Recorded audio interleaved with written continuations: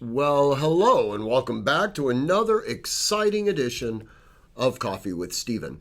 So, this week's blog is entitled Michael in the Pew, and it's a discussion with one of our celestial friends, but it really focuses more on the temporal aspects of professionalism at arms. So, this is something that I'm constantly referring to.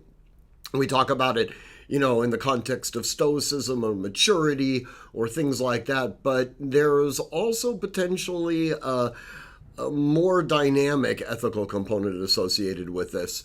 And the frustration that I feel oftentimes in dealing with legal clients that have essentially abandoned any form of professionalism at arms, felt that because they carry a gun, they now have gained a certain level of sort of protection to be able to impose their will on other people.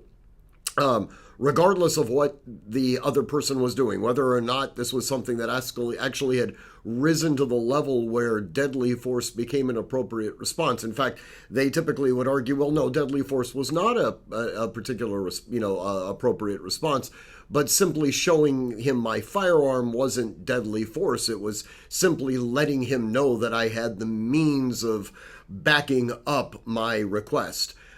This is something that ultimately typically will result in the charges of a 417 brandishing at a bare minimum. In any event, I do hope you read the blog. As always, guys, train constantly, train consistently, train repetitively, and train with purpose. Above all else, stay safe.